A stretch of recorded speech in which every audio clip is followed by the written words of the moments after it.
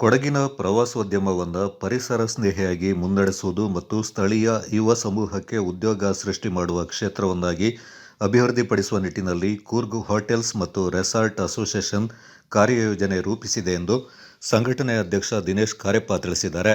ಸುದ್ದಿಗೋಷ್ಠಿಯಲ್ಲಿ ಮಾತನಾಡಿದ ಅವರು, ಜಿಲ್ಲೆಯಲ್ಲಿ ಅಸೋಸಿಯೇಷನ್ 1990ರಿಂದ ಕಾರ್ಯನಿರ್ವಹಿಸ್ತಾ ಇದ್ದು, ಪ್ರವಾಸೋದ್ಯಮದ ಪರಿಸರ ಸ್ನೇಹಿಯಾಗಿ ಬೆಳೆಸಲು ಮುಂದಾಗಿದೆ ಎಂದರು. ಸಂದರ್ಭದಲ್ಲಿ ನಾವು ಎರಡು ವಿಚಾರ ಹೇಳಕ್ಕೆ ಇಷ್ಟಪಡ್ತಾ ಇದ್ದೀನಿ. ಒಂದು, ನಮ್ಮ ಹೋಟೆಲ್ ಅಸೋಸಿಯೇಷನ್ ಕೊಡಗು ಜಿಲ್ಲಾ ಹೋಟೆಲ್ ಮತ್ತು ರಿಸಾರ್ಟ್ಸ್ ಅಸೋಸಿಯೇಷನ್ ಅಂತ ಹಳೆ ಹೆಸರಿತ್ತು. ನಾವು ಆ ಹೆಸರನ್ನ ಚೇಂಜ್ ಮಾಡಿ ಈಗ Coorg hotel and resorts association ಅಂದ್ರೆ ಕೊಯ್ರಾ ಅಂತ ಒಂದು ಹೆಸರು ಇಟ್ಟಿದ್ದೀವಿ. ಅದಕ್ಕೆ ಕೊಯ್ರಾ ಶಾರ್ಟ್ ಫಾರ್ಮ್ ಅಂದ್ರೆ ಕೊಯ್ರಾ ಅಂತ.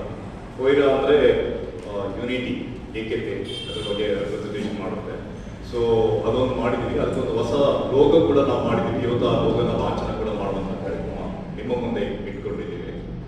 ಸೊ ಇದರ ನಮ್ಮ ಹೋಟೆಲ್ ರಿಸಾರ್ಟ್ಸ್ ಅಸೋಸಿಯೇಷನ್ ಕೊಯ್ರಾದ ಉದ್ದೇಶಗಳನ್ನ ನಾನು ಮತ್ತೆ ನಿಮಗೆ ಕೊಟ್ಟಿದ್ದೀನಿ. ಅದ್ರ ಬಗ್ಗೆ ಮತ್ತೆ ಕೂಡ ಹೇಳಲು ಇಚ್ಛೆ ಪಡ್ತಾ ಇದ್ದೀನಿ.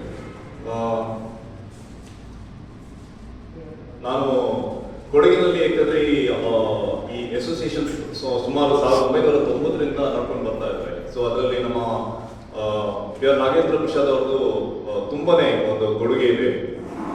ಸೊ ಈಗ ಈ ವರ್ಷ ನಾನು ಈ ಅಧ್ಯಕ್ಷ ಸ್ಥಾನವನ್ನು ವಹಿಸಿಕೊಂಡಿದ್ದೇನೆ.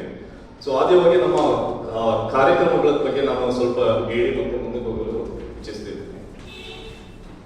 ಅಲ್ಲ, ಮೊದಲು ಓದ್ಬಿಡುವ ಮತ್ತೆ ಹೇಳುವ. ನಾವೊಂದು ಸಮ್ಮೇಳನ, ಒಂದು ಕಾಂಕ್ಲೇವ್ ತರ ಒಂದು ಪ್ರೋಗ್ರಾಮ್ ಇಟ್ಕೊಂಡಿದ್ದೀವಿ. ಒಂದು 2 ದಿನದ ಪ್ರೋಗ್ರಾಮ್ ಮಡಿಕೇರಿಯಲ್ಲಿ ನಡೀತದೆ.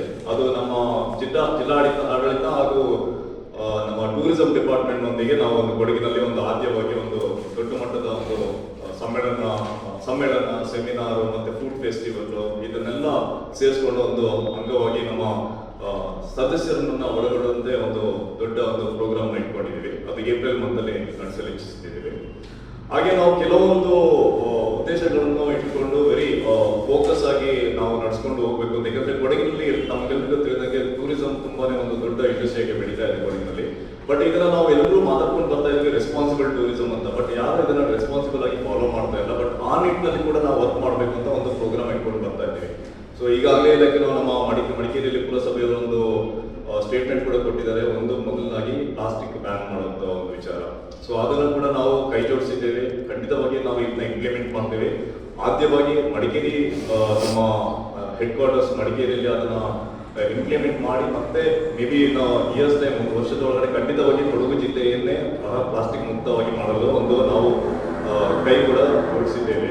ಸೊ ಅದರಲ್ಲೂ ಕೂಡ ಯಾವ ತರ ಪ್ಲಾಸ್ಟಿಕ್ ನಾವು ಬ್ಯಾನ್ ಮಾಡೋದು ಮುಖ್ಯ ಅಲ್ಲ, ಅದಕ್ಕೆ ಯಾವ್ದು ಆಲ್ಟರ್ನೇಟಿವ್, ಅದನ್ನ ಹೆಂಗೆ ವರ್ಕೌಟ್ ಮಾಡಬೇಕು, ಯಾವುದು ಅಂದ್ರೆ ಯಾವ ತರ ತಗೊಂಡೋಗ್ಬೇಕು ಅಂತಂದ್ರೆ ನಮ್ಮ ಇಂಡಸ್ಟ್ರಿಯಿಂದ ತುಂಬಾ ಪ್ಲಾಸ್ಟಿಕ್ ಬರೋದು ತುಂಬಾ.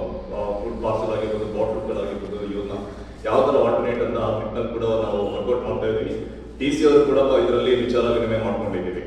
ಒಂದು ಗೋಷ್ಠಿಯಲ್ಲಿ ಉಪಾಧ್ಯಕ್ಷ ಮಂಜುನಾಥ್ ಬೇರೇರೆ, ಜಹೀರ್ ಅಹಮದ್, ಖಜಾಂಚಿ ಸಾಗರ್ ಗಣಪತಿ ಅಪ್ಪಾರಂಡ, ಮಾಜಿ ಅಧ್ಯಕ್ಷರಾದ ನಾಗೇಂದ್ರ ಪ್ರಸಾದ್ ಪಾಲ್ಗೊಂಡಿದ್ದರು.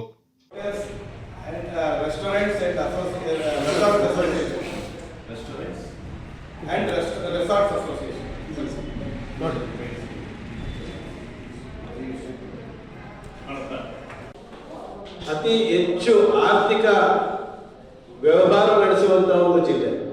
ಪ್ರವಾಸೋದ್ಯಮ ಹೆಚ್ಚು ಕಡಿಮೆ 30 ವರ್ಷದಿಂದ ನಡ್ಕೊಂಡು ಬಂದಿದೆ.